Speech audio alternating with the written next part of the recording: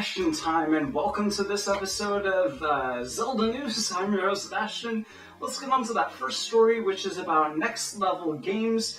They're the the game studio that was behind the Luigi's Mansion 2 game for the 3DS, and they said that their next project that they would prefer to be working on would be the Zelda franchise.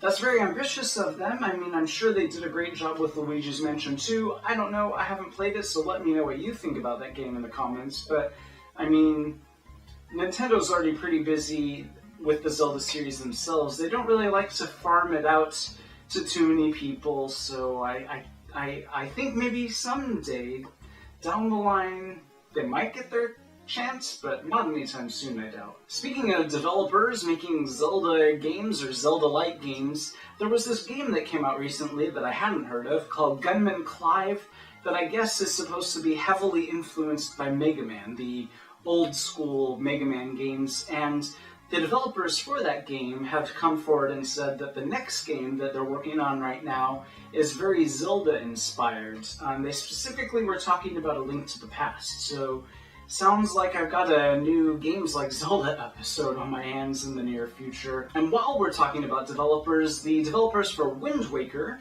have said that they were very concerned that people wouldn't figure out the strategy behind defeating Gohma. You might remember that in Wind Waker, Gohma was the first boss, and it was a very tricky scenario where you had Valu's tail hanging down through the ceiling, and you had to use your claw shot, is that what that thing was called?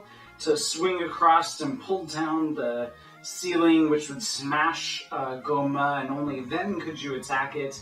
They were worried that you wouldn't really be able to figure that out. I don't remember having a problem with that, but if you did, apparently they kind of knew that you might have an issue with it. We found out an interesting piece of Zelda 3DS, or A Link to the Past 2 news, which is that it will run in 60 frames per second, even if you have the 3D mode on. So that's a first, I think. I don't think there are any other games that do that. I know that at least Ocarina of Time 3D didn't do that, that if you turned the 3D mode on, it dropped it down to 30 frames per second, so that's pretty cool that we'll be able to play A Link to the Past 2 in 3D at 60 frames per second. What would a Zelda news episode be without some sort of fan-made thing? This is an apron that strongly resembles, well, for some reason it reminds me of Skyward Sword, but she didn't really wear this dress in Skyward Sword, did she? I guess it looks very cartoony, I don't know. Anyways,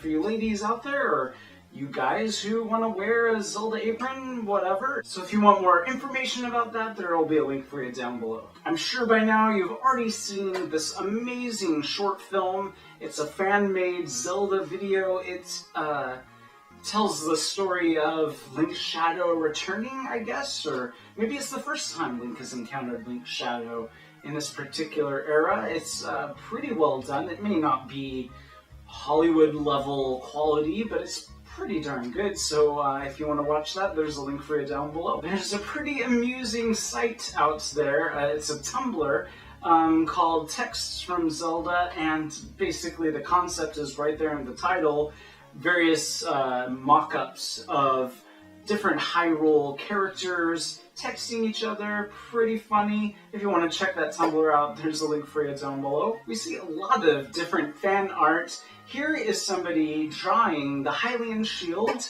in chalk on a chalkboard, and it's like a time-lapse video, so you get to watch the entire process beginning to end. He does a really good job of it, too. Strangely enough, I am already familiar with this person, and I was surprised to see that he was the one doing it. He has appeared in some of his sister's videos. His sister is the YouTube personality Strawberry17, if you've ever seen any of her videos. I used to watch them back in the day. And this is her brother who used to be in some of them, so that's kind of interesting. But anyways, really fascinating to watch this. There's a link for you down below. And our final story is kind of unsettling, and it is that Link's crossbow training outsold Skyward Sword. But, I mean, it's not because anybody in their right mind thought that Link's Crossbow Training was a better game than Skyward Sword. Skyward Sword came out at the end of the Wii's life cycle. It was much more expensive, twice as expensive as Link's Crossbow Training. Link's Crossbow Training came with the fancy gadget thing, and it was at the beginning of the Wii's life cycle, so it makes sense. It's not a critique on the quality of Skyward Sword, I don't think, but it is kind of disheartening. But anyways, that's it for this episode of Zelda News. See you guys tomorrow for Nintendo News. Bye, guys.